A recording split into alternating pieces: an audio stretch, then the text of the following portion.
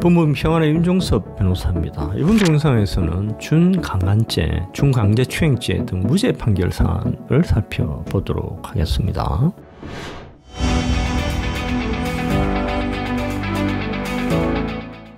서울고등법원 2023로 585 판결 사안을 살펴봅니다. 피해자가 사건 당시 한거불능의 상태에 있었을 것으로 보이나 사건 전후의 상황에 의하면 피고인이 피해자의 한거불능 상황을 인식하지 못하였을 가능성이 있음을 이유로 무죄 판결을 한 사안입니다. 공사실 보겠습니다. 어플리케이션 앱에서 만난 피해자의 집에서 술에 취해 잠이 든 피해자를 간음하여 중강간하였다라는 것입니다. 사건 발생 4시간 후에 경찰에 신고한 사안입니다. 피고인의 주장은 피해자가 스스로 옷을 벗었고 피해자와 동의하에 성관계를 하였다라는 것입니다. 자, 무죄 이유를 한번 볼까요? 피해자의 평소 주량 등을 고려하면 피해자는 이 사건 당시 한거불능의 상태에 있었을 가능성이 높다. 근데 피고인의 성관계 당시 상황에 관한 진술이 아주 구체적이고 일관되다.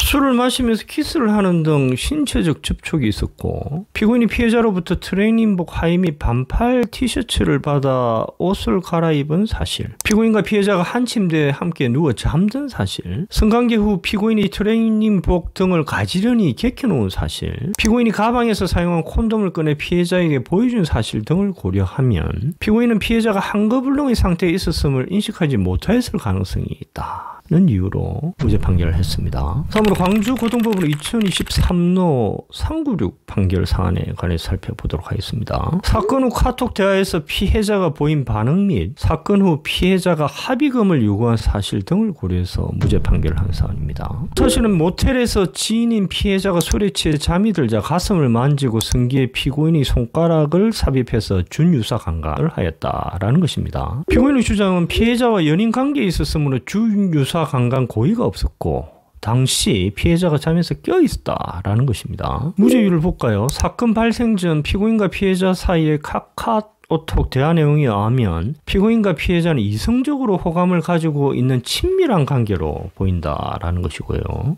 피해자의 진술에 의하더라도 피고인이 피해자 연부에 손가락을 넣었을 때 피해자가 껴있었다. 즉 피해자의 진술에 의하더라도 피해자가 심신상실 또는 한거불능의 상태에 있지 않았다라는 것이고요. 피해자는 당시 피고인이 무서워 자는 척을 하였다고 하나 피고인과 피해자가 서로 이성적으로 호감을 가지고 있었던 상황을 고려하면 납득하기 어렵다 라는 것이고, 사건 직후 피해자는 피고인과 같이 잠을 자다가 당일 오전 11시 42분경에야 호텔에서 나왔다라는 것입니다. 사건 발생 5일이 지난 후에 피해자는 피고인에게 사건 당시 일을 추궁해서 피고인이 그냥 바지 내리고 만졌다고 하자 피해자가 크크크크크라고 장난스럽게 답장을 했다라는 것이고요. 근데 그로부터 약 4일이 지난 후 피해자는 돌변해서 피고인에게 합의금을 요구하고 피고인이 합의금으로 50만 원만 지급하자 한 달이 지난 후에 고소를 했다라는 것입니다. 이 사건 당시 피고인과 피해자의 관계, 피해자가 성관계에 호응하지 않자 간음 행위로 나아가지 않은 점 등을 고려하면 피고인에게 준유사 강간의 고의가 있다고 보기 어렵다는 이유로 무죄 판결을 선고했습니다. 다음으로 수원고등법원 2023로 32 판결 사안에 관해서 살펴보도록 하겠습니다. 사건 직후 피해자가 일행에게 한 진술의 내용, 피해자의 진술과 참고인 진술의 모순 등을 고려해서 무죄 판결을 한 사안입니다. 공사실 보겠습니다. 피고인 부부와 피해자 등 일행이 모텔에 술을 마시다 술에 취해 잠이 든 피해자의 바지와 팬티를 벗기고 강간하려다 미수에 그쳤다라는 것입니다. 사건 후 6년 10개월이 지나서 고소를 한 사안입니다. 피고인의 주장은 피고인은 술에 만취해서 피해자가 피고인의 아내로 착각하여 800회를 헤어졌을 뿐이지 성적인 접촉이 없다라는 것이고, 무죄 이유를 보겠습니다. 피해자는 사건 직후 일행을 깨워서 피고인이 피해자의 몸을 더듬었다 라고만 말을 했다라는 것이고요. 객실에 피고인의 아내와 일행들이 있었는데 피해자 일행도 몸싸움 소리를 듣지 못했다라고 진술을 하고 있습니다. 그리고 피해자는 사건 후에도 피고인 부부와 자주 모이고 함께 놀러 다녔다라는 것이고, 피고인이 사건 후 사과한 것은 피고인이 피해자에게 800회를 한 것에 관한 사과로 보인다. 이런 사유로 피고인에 대해서 무죄 판결을 선고했습니다. 서울고등법원 2022로 2862 판결 사안에 관해서 살펴보도록 하겠습니다. 이 사안은 사건 이후 피해자의 행동 등을 고려해서 무죄 판결을 한 사안입니다. 공사실을 볼까요? 피고인의 자취방에서 대학 동기인 피해자가 술에 만취하여 잠이 들자 피해자의 몸 위에 올라타 키스를 하고 가슴을 만지며 바지를 벗기기 위해 지퍼를 내렸으나 피해자가 잠에서 깨어 반항해서 미수에 그쳤다라는 것입니다. 사건 발생 후 2년이 지나 고소한 사안입니다. 피고인의 주장은 사건 당시 피해자와 성적 접촉이 없었다라는 것입니다. 자, 무죄 이유를 볼까요? 피해자는 사건 다음날 피고인과 같이 수업을 듣고 피고인 및 다른 동기들과 점심 식사를 합니다. 피고인의 요청에서 본인의 핸드폰을 충전하고 피고인에게 자신의 핸드폰을 주고 비밀번호를 알려주면서 수업 출석 체크까지 부탁을 합니다. 그리고 사건 이틀 후에 피해자는 동기인 H에게 뜬금없이 사랑을 고백하고요. 피고인은 동기인 H, I 등에게 사건 당일 피해자가 피고인에게 침대에 오라고 해서 피고인의 손을 잡고 피해자의 가슴에 가져갔다. 이렇게 말을 했다라는 것입니다. 그리고 피해자는 사건 발생 후 6시간 동안 피고인의 자취방에 머물렀다 등의 이유로 피고인에게 무죄 판결을 선고했습니다. 광주고등법원 2022호 48 판결에 관해서 살펴봅니다. 피해자 스스로 진술의 모습 및 목격자의 진술이 피고인 주장과 부합해서 무죄 판결을 내린 사안입니다.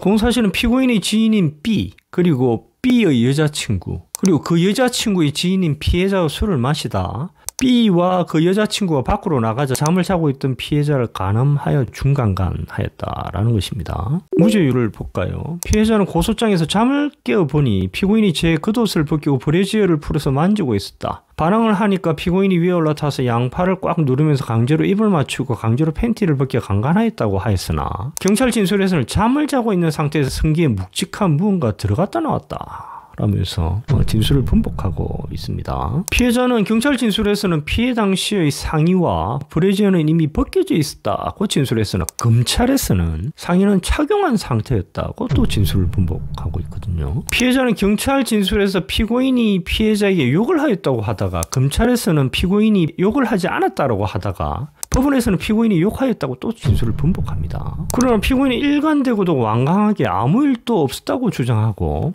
피고인이 법정에서 말하는 모습을 보았을 때 피고인이 보통 사람보다 특별히 더 뻔뻔스러운 성정을 갖고 있는 사람이라거나 태연하게 거짓말을 할 수 있을 것 같은 사람처럼 보이지 않는다. 이렇게 판시를 하고 있습니다. 드물게 피고인이 성정 판단을 하고 있습니다. 피고인은 술을 마실 때 피해자가 술이 올라온다며 발을 피고인 쪽으로 뻗어 몸에 자극을 주려는 듯 행동해서 피고인이 그 반응을 보였다고 진술하고 목격자들의 진술도 이에 부합한다. 라는 것입니다. 대전지방법원 천안지원 2022 고합 5 판결에 관해서 살펴보도록 하겠습니다. 피해자의 진술이 목격자 및 녹취록, 카카오톡 등 객관적 증거와 모순되고 사건 후 피해자의 행동을 고려해서 무죄 판결을 한 사안입니다. 공사실은 직장 동료인 피해자의 집에서 술에 취하여 침대에 누운 피해자를 마사지하다가 피해자가 잠이 들자 간음하여 중간간하였다라는 것입니다. 피고인의 주장은 합의하에 성관계를 가졌다라는 것이고요. 무죄율을 보면 피해자는 이 사건 이전 피고인과 성관계를 가진 적 없다고 주장하나 이는 피고인, 피해자 직장 동료들인 EF의 진술과 모순된다. 피고인이 제출한 녹취록에 하면 이 사건 이전 피고인이 피해자의 집에 수차례 방문한 것으로 보이고 이에 관한 피해자의 진술이 일관되지가 않습니다.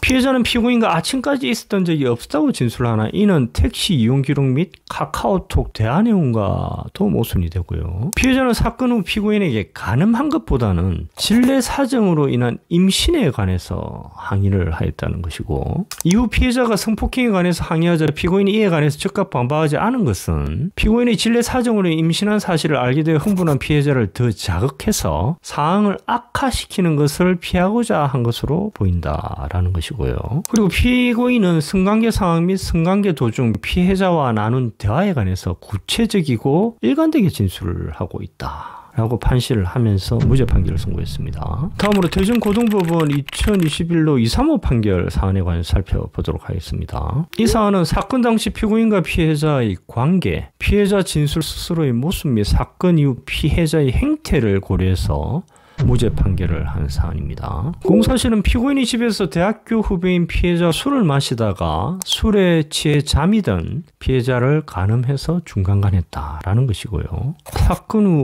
5년 5개월이 지나서 고소한 사안입니다. 무죄율을 보겠습니다. 피해자가 술을 마신 후 잠들기 직전의 상황에 관한 진술이 피고인에게 안겨 있었다 해서 피고인 옆에 누워 있었다 해서 다시 피고인에게 안겨 있었다고 반복되고요. 피해자의 진술에 의하더라도 사건 당일 피고인과 교제를 하기로 했고 피고인의 무릎 위에 올라가 안기는 등 신체 접촉이 있었는데 피고인이 피해자의 심신상실 또는 한거불능의 상황을 이용하려는 의사 없이 피해자와 정상적인 성관계를 하려는 의사로 성관계를 하였을 가능성을 배제하기 어렵다라는 것이고요. 사건 후 5년 5개월 동안 피고인에게 그 어떠한 항의가 없었고 오히려 피고인과 졸업식에 참석하거나 데이트 비용을 위한 커플 통장을 만들고 유사 선교 등 스킨십을 하였다라는 것입니다. 그리고 피해자가 제출한 상담 확인서나 진단서에도 성폭력 피해에 대한 기재가 없다는 이유로 무죄 판결을 했습니다. 다음으로 의정부지방법원 2022 고합 93 판결 사안에 관해서 살펴보도록 하겠습니다. 사건 당시 피해자의 행태, 사건 후 피해자의 카톡 대화를 고려해서 무죄 판결을 한 사안입니다. 공사실은 청소년이자 중학교 1학년부터 알고 지내던 피해자의 집에서 술을 마시다 술에 만취한 피해자를 간음하였다라는 것이고요. 사건 후 1년 8개월이 지난 후에 고소한 사안입니다. 무죄율을 볼까요? 사건 다음날 피해자는 카톡으로 피고인에게 강간도 아니고 뭐 제정신은 아니었지만 합의는 맞지라고 말을 합니다. 그리고 사건 당일 만난 참고인 F에게 피해자는 운동 한번 한 셈 쳐야지라고 말을 하고요. 그리고 사건 후 피해자는 피고인에게 그때 나 안 하고 싶어 하는 거 알았어 라는 카톡 메시지를 보내는데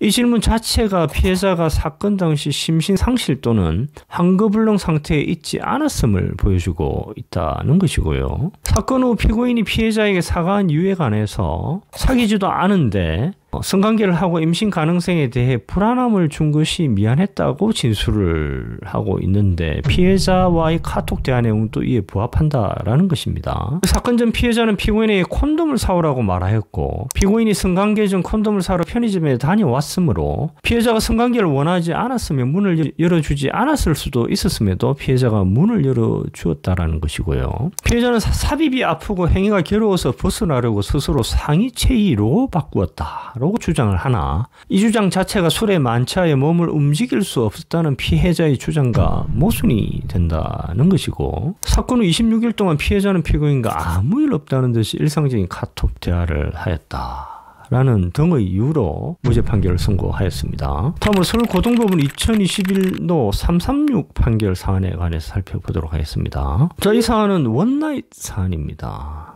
그런데 이 사안에서 피고인이 성관계 당시를 녹음을 했고요. 그 녹음 파일 그리고 모텔 CCTV 및 모텔 직원 진술을 고려해서 무죄 판결을 한 사안입니다. 공사실은 당일 헌팅 술집에서 처음 만난 피해자와 2차례 술자리를 가진 후 모텔에서 술에 만취한 피해자를 2차에 걸쳐서 간음해서 중간간하였다라는 것입니다. 이 사안에서 피해자는 모텔에서 잠을 깨자 이불을 감싸고 모텔을 나와 지하철 영무원에게 강도 피해를 당했다고 요청해서 경찰이 도착한 사안입니다. 피고인은 피해자와 합의하에 성관계를 하였다라고 주장하고 있었고요. 무죄율을 볼까요? 성관계 당시 피고인의 진술이 일관되고 구체적이다. 피해자는 모텔 직원이 신분증 제시를 요구하자 자신의 지갑에서 신분증을 꺼내서 제시를 하고 작은 방밖에 없는데 괜찮냐는 모텔 직원의 질문에 괜찮다고 답변을 했다라는 것입니다. 이는 모텔 CCTV 영상 및 피고인과 모텔 직원과의 대화 녹취록으로 입증이 됩니다. 피고인이 한 성관계 녹음 파일을 들어보면 피해자는 성관계 시에 성관계를 더 세게 해달라. 피고인이 사정을 하였는지 묻기도 하고요. 피고인이 사정할 곳을 지정하기도 합니다. 그리고 성관계 이후 피고인에게 너무 귀여워라고 호감을 밝히기도 합니다. 그런데 피해자가 이 사건 모텔 인근에서 택시에서 하차할 당시 몸을 제대로 가누지 못한 채 피고인의 허리에 매달려 있다시피 하거나 모텔에서도 혼자 바르게 서 있지 못하고 벽에 힘없이 기대어 있거나 피고인은 손을 잡고 걸을 때도 고개를 푹 숙인 채 비틀거리며 걸었다 하더라도 성관계 당시 한거불능 상태에 이르렀다고 볼 수 없다. 이렇게 판시를 하고 있습니다. 한마디로 이 사건에서 CCTV만 있었다고 한다면 중강간죄가 성립을 할 것인데 피고인이 피해자와 성관계 당시를 녹음하였고 그 녹음 파일에 의해서 중강간죄가 성립하지 않는다라고 판시된 사안입니다. 광주고등법원 2020노 258 판결 사안에 관해서 살펴보도록 하겠습니다. 피해자 진술 스스로의 모순 및 목격자 진술과의 모순을 고려해서 무죄 판결이 난 사안입니다. 공사실 법과의 피고인의 친구 D, 여자친구인 피해자가 술을 마시다가 D의 집에서 잠을 자고 있던 피해자를 간음해서 중강간하였다라는 것입니다. 피고인의 주장은 피해자가 먼저 뽀뽀를 하여 피해자의 동의하에 성관계를 하다가 피해자가 갑자기 하지 말라고 해서 성행위를 멈추었다라는 것이 피고인의 주장입니다. 무죄율을 볼까요? 피해자가 잠에서 깨어 피고인의 행동을 인식한 시점에 관한 피해자의 진술이 모순이 됩니다. 피해자는 잠에서 깬 이후 성관계를 인식하고 반항한 상황에 관해서 발버둥 치면서 반항을 하니까 피고인이 양손목을 잡고 누르면서 계속했다. 이후 크게 소리 지르며 울었더니 피고인이 그만두었다. 나중에 도움을 청하려고 봤더니 H는 옆방에 없었다고 하나 당시 옆방에서 자고 있었던 다른 참고인 H는 피해자가 소리를 지르거나 몸싸움을 하는 소리를 듣지 못했다. 피해자가 방에 들어와 저 오빠가 누구냐고 물었다고 진술해서 피해자 진술과 모순된 진술을 하고 있고 피해자의 신체에 멍이나 외력이 가해졌다는 흔적이 없다라는 것입니다. 언제 D가 집에 올지 모르는 상황에서 피고인이 피해자를 강간하였다고 보기는 경험칙상 힘들다라는 것이고 사건 후 피고인이 피해자에게 오빠가 너희 몸을 먼저 더듬었다고 말한 녹취록이 있으나 이는 피고인이 경찰 소환을 받자 피해자에게 고소 취하를 부탁하는 과정에서 피해자의 기분에 최대한 맞추기 위한 말로 보인다라는 것이고요. D도 사건 후 피해자가 D에게 실수했다. 자기 이제 안 만날 거냐라고 물었다고 진술을 하고 있다.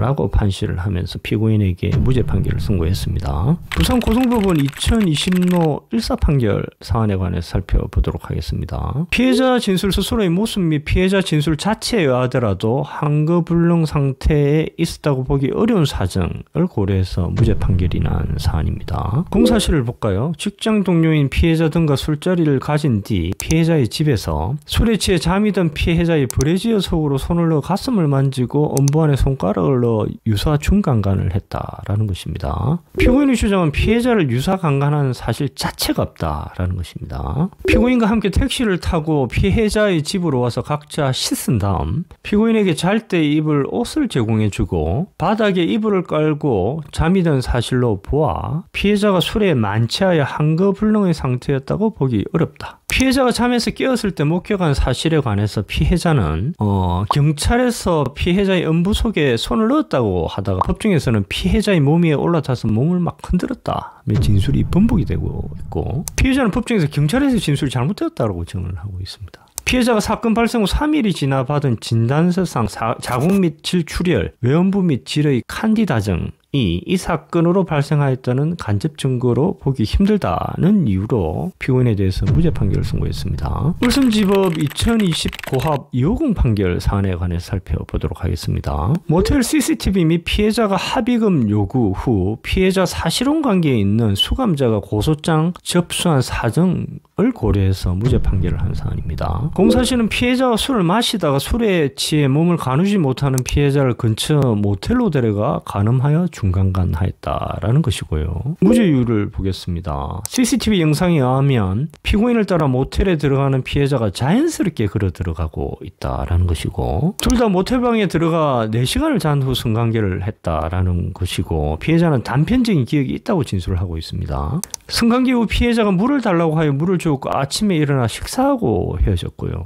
성관계 후 3일 지난 시점까지 피해자는 성관계에 대한 어떠한 항의도 하지 않고 매우 친밀한 대화를 하다가 3일 지난 시점에 문자로 성관계에 관해서 추궁을 시작하고요. 근데 피해자 문자 내용을 보면 현재 수감 중인 사실혼 관계에 있는 남자와 전화 면회를 하면서 피고인과 성관계 이야기를 하고 이때부터 고소와 합의금을 언급하면서 피고인에 대한 처벌 의사 표시를 한다라는 것입니다. 그리고 고소 시 피해자가 아닌 수감 중인 피해자와 사실혼 관계에 있는 자가 수감 중 경찰서에 접수하였다. 라는 이유로 피고인에 대해서 무죄 판결을 선고했습니다. 다음으로 대구 고등법원 2019호 152 판결 사안에 관해 살펴보도록 하겠습니다. 모텔 CCTV 술을 같이 마신 지인의 진술, 사건 후 피해자의 행태 고려해서 무죄 판결을 한 사안입니다. 공사실을 보면 지인인 피해자와 술을 마신 후 모텔에서 만취 상태에 있는 피해자를 간음하여 중간간하였다라는 것이고요. 근데 이 사안은 사건 후 피고인이 피해자 지인과의 통화에서 성관계 부인하다가 추궁에 시인을 하고, 피고인의 진술에 의하더라도 피해자는 성관계 후 계속 침대에 토를 하였고 아무리 깨워도 일어나지 않았다라고 진술을 함에도 무죄 판결이 난 사안입니다. 무죄율을 볼까요? 모텔 CCTV에 의하면 피해자가 차에서 잘 내렸고 모텔 계단을 정상적으로 올라갑니다. 자, 결정적인 증거죠. 술을 같이 마신 지인은 피해자가 술집을 나올 당시 많이 취한 것으로 보이지 않았다라고 진술을 하고 있고, 피해자는 피고인과 모텔에 있을 당시 친구와 통화까지 합니다. 물론 강간에 대해서 전혀 이야기한 것도 없고요. 피해자는 모텔에서 일어났을 당시 스타킹과 반바지가 벗겨져 있었고 브래지어가 풀려 있었음에도 주변 사람들과 경찰의 금팔찌가 없어진 사실만 문제를 삼았다라는 것이고요. 그리고 사건 후 피해자는 지인과의 통화에서 세상에서 제일 보고 싶은 사람인데 볼 수 없는 사람이 피고인이다. 재판까지 하는 마당에 나도 왜 이러는지 모르겠지만 피고인이 자꾸 생각나고 목소리가 듣고 싶다고 말하고, 지인이 강간 아니지? 라고 묻자 그치라고 대답을 했다라는 것입니다. 자, 인천지법 2017 고합 671 판결 사안에 관해 살펴보도록 하겠습니다. 이 사안은 모텔 도착 전 및 모텔 CCTV, 피해자의 진술과 해바라기 센터 기록의 모순, 피고인이 모텔 비용을 신용카드로 결제하려 한 사정 등을 고려해서 무죄 판결이 난 사안입니다. 공사실은 모르는 사이인 피해자가 지하철 역산의 계단에서 술에 취하여 비틀거리자 모텔로 데려가 간음하여 중간간하였다 라는 것입니다. 피고인은 피해자와 합의하에 성관계를 하였다고 주장을 하고 있습니다. 무죄율을 볼까요? 모텔 도착 전 CCTV에 의하면 피해자가 피고인에게 기대어 고개를 숙이는 모습이 보이기는 하나, 피해자가 피고인의 팔짱을 낀 채로 스스로 걸어가고 있는 모습이 확인이 되고, 모텔 내 CCTV에 의하면 피고인이 계산할 때 피해자가 얼굴을 감싸는 등 술에 약간 취한 모습을 보이고 객실로 들어간 복도에서 잠시 비틀거리거나 피고인이 옆에서 피해자를 왼팔로 감싸 안듯이 데리고 걸어가는 모습이 보이나 피해자가 반응을 제대로 할 수 없는 상태에 이르렀다고 단정할 수 없다. 피해자는 지하철역 부근 회식 자리에서부터 기억을 잃었다고 진술하나 해바라기 센터 성폭력 피해자 진로 기록에서는 회식 중 화장실에 가서 바람을 쐬던 중 불상의 남자가 접근해서 몇 마디 대화를 주고받았는데 그 이후 기억이 나지 않는다고 진술해서 모순이 된다라는 것이고요. 성관계 당시 피해자가 한 말 및 피해자의 상태에 관한 피고인의 진술이 일관된다라는 것이고, 피고인은 모텔 숙박비를 신용카드로 결제하려 하다가 한도 초과로 2차례에 걸쳐 승인이 거절이 되었다라는 것이고, 피해자가 성관계 후 휴대전화를 찾지 못하자 피고인은 피해자에게 휴대전화를 건네주기까지 하였다라고 판시를 하면서 무죄 판결을 선고했습니다. 다음으로 대법원 2012도 14253 판결 사안에 관해 살펴보도록 하겠습니다.